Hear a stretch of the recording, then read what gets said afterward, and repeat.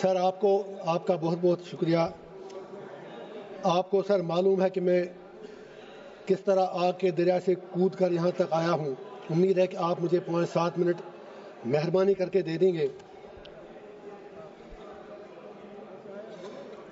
میری گزارش یہ ہے، یہ تو معلوم ہے کہ بل پاس ہونی ہی ہے کیونکہ نمبرز ان کے پاس ہیں. نمبر گیم میں نمبر اس سائڈ ہے. علامہ اقبال نے اسی لیے کہا ہے،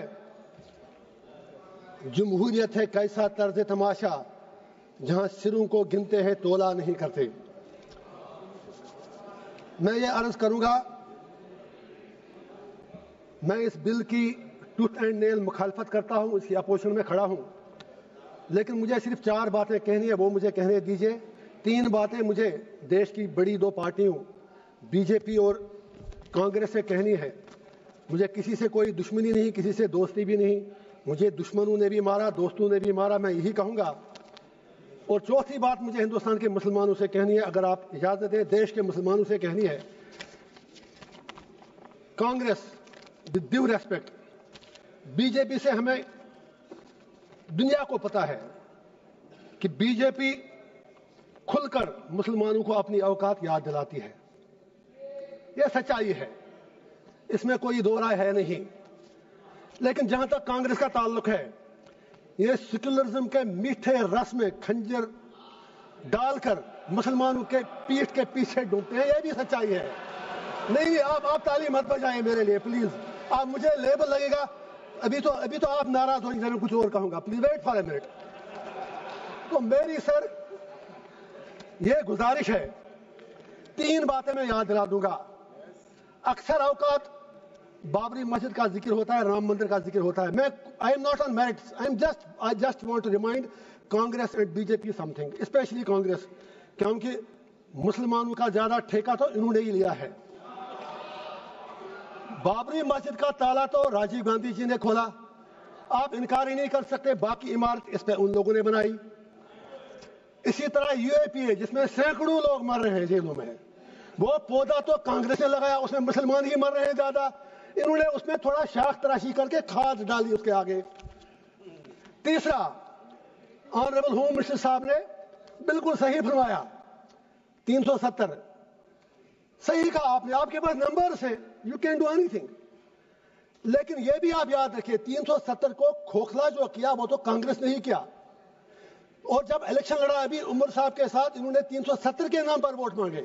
آپ کشمیر میں جا کے سوشل میڈیا کے ویڈیو نکالیں، جتنے بھی 5 ایم ایل اے کانگریس کے بنے سب نے 370 کی ریسٹوریشن کے لیے ووٹ مانگا. میں پوچھنا چاہتا ہوں ان کا سٹینڈ کیا ہے.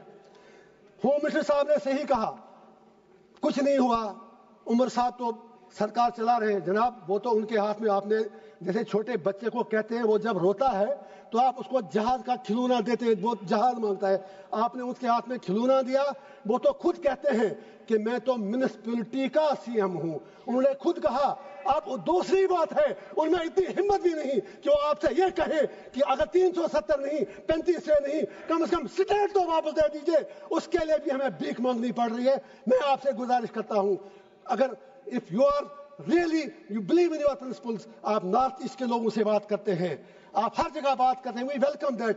کشمیر کے لوگوں سے بات کرنے میں آپ کو کون سی چیز روک رہی ہے؟ اینڈ پہ مجھے ہندوستان کے پورے دیش کے مسلمانوں سے گزارش کرنی ہے، میں دامن پھیلا کے کہوں گا، why should we become vote bank؟ ہم بیچ میں کیوں مارے جا رہے ہیں؟